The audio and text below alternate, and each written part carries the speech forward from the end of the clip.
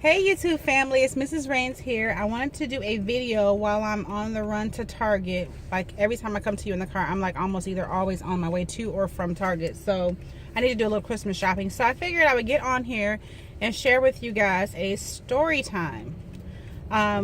So a little over 2 weeks ago, I had a situation where I was out and about, minding my own business.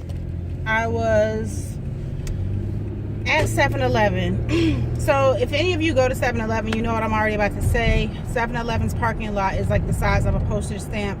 So the 7-Eleven I go to, there's an entrance. It's a long narrow lot, and there's an entrance at one end and then an entrance at the other end, well, entrance/exit on either end. But the parking lot itself is very narrow. It's so narrow, in fact, that for much of the parking lot, there's only parking on one side of the kind of aisleway where you drive back and forth. So I decided I'm going to run to 7-Eleven, grab me a couple of snacks. This was around lunchtime on a Thursday, and I'm just minding my own business, doing what I got to do. I go in, exchange pleasantries with the clerk. She and I always exchange pleasantries. We look at each other's nails and we talk about hair stuff and all of that. So I exchanged pleasantries with her, came out, got into my van, and decided I'm gonna go ahead and head out. So mind you, as I'm pulling out, there's other cars lined up waiting to get my parking space.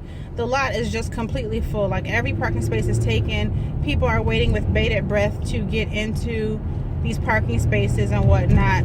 So, I decided, well, let me go ahead and carry on and pull out of my parking space. So then, I start driving through the parking lot towards the exit. And mind you, there's cars parked all along the side of where I'm at. So I decide, you know what? Let me just be mindful, because there's all kinds of things going on. There's people walking by. There's, a couple with a child walking past. And then I see that this guy walks out in front of me, in between my car and another car who was, getting ready to exit the parking lot. So I'm about 3 cars away from being able to pull out onto the street. And the road I was pulling out to is a major road, so you definitely want to take your time before pulling out, because traffic is whipping, going back and forth in both directions. So I made the decision that I'm going to just sit tight for a second, because so much was going on. Cars pulling out, cars pulling in, people pulling out of parking spaces and whatnot, what have you. I figured better safe than sorry. So I'm sitting there, and I'm sitting there for about 45 seconds.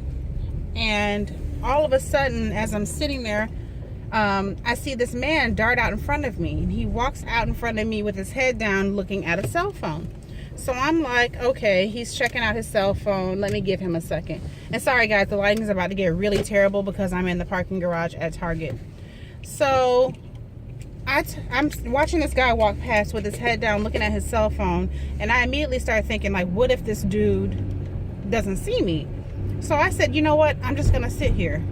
I sit there, foot on the brake, watching this guy, because he goes past me. He pans from left to right. He goes into one car, gets something out, and then he turns right back around and goes out into another vehicle parked on the opposite side of the parking lot. So I was like, oh, okay, he's getting in the car with somebody else. As I'm watching this, I'm keeping an eye on him because he's looking at his cell phone. As I'm watching this, all of a sudden, I just feel my whole car shake, and it's like, boom. And I was like, oh my goodness, and I'm in shock. But I turned around and looked to my right. A car backed out of the parking space without even looking and backed straight into me, you guys. I was so scared, because I was like, and when she backed into me, she kind of sat there for a second, like she was also in shock, before putting it back in drive and pulling away from my vehicle. And I actually felt the van tip up, like a feeling of leaning to the one side and the van like lifting up off the ground. And I was like, I cannot believe she just hit me. So I put my car in park, I get out, I immediately start taking pictures of everything. And by now, she can't leave because I have her basically sandwiched in. She's like stuck in between her parking space, and I would not allow her to get out. And it wasn't that I was holding her hostage or anything like that, but I wanted to make sure I got her a picture of her license plate and the make and model of her car and a picture of her and all that kind of stuff. So she gets out. Y'all, she was going off on me. She was yelling and just like above and beyond what you expect a person to be like if they just got into a car accident. She legitimately was going off. And I was like, ma'am, I need you to calm down. The way you're yelling at me is unnecessary. Let's just figure this out. Accidents happen. This is why we pay for insurance. Don't worry about it. Are you okay? If you're physically okay and I'm physically okay, you know, neither one of us really should be so upset. Let's talk about it. Y'all, she started going off on me like, I don't have time to be waiting on no police to come, and you came out of nowhere and all this and that. So I said to her, and maybe I was wrong, y'all tell me if I'm wrong, but I basically was like, if I came out of nowhere, that would be nearly impossible. I'm driving a minivan. You can't come out of nowhere in a minivan. And you know, I wasn't trying to be rude or anything, but I was basically like, you can't come out of nowhere in a minivan. You have to be going 80 miles an hour in a minivan through a little narrow 7-Eleven parking lot to come out of nowhere. So I was like, nah, that's not what happened. I was sitting there for 45 seconds. I explained to her that a pedestrian was walking in front of me with a cell phone back and forth, and that I literally sat there and waited for him. Not to mention the fact I couldn't turn out of the parking lot if I wanted to, and there was a line of cars of people in front of and behind me, so there was no way possible I came out of nowhere. Those cars have been sitting there for a minute.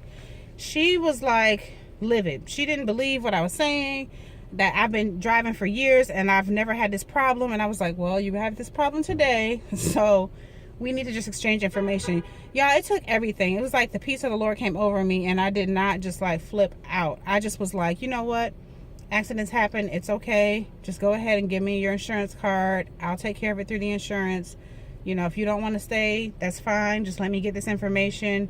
Let's exchange information and then go on about our business. So I exchanged insurance cards with her, and I continued to take some pictures, and I just went ahead and filed a claim through her insurance. I notified my insurance. I filed, you know, they helped me file a claim through her insurance.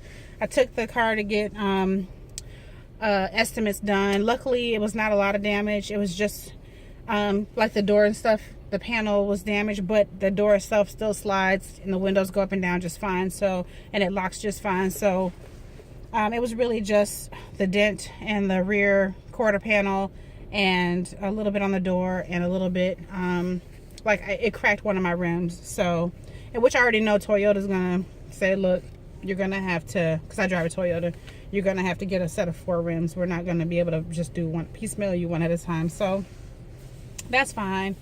But the guy that did the estimate was nice enough, and the estimate seemed on par with what I expected. So I'm just waiting to hear back from the insurance. I mean, my understanding is that once they receive that estimate, that they would just go ahead and cut me a check, and I could go ahead to the body shop of my choice. I, of course, I'm going to go to our dealership, and I know they're going to be a little bit more expensive, but I get a free rental car if I go to our dealership to get the repairs done. So I think that we're probably going to do that. But yeah, you guys, I was like so dumbfounded that she like was going off on me, and it was so unnecessary, and she didn't have to do that, and she did. So I'm just like at a point now where things like this don't surprise me anymore because of the depravity in the world.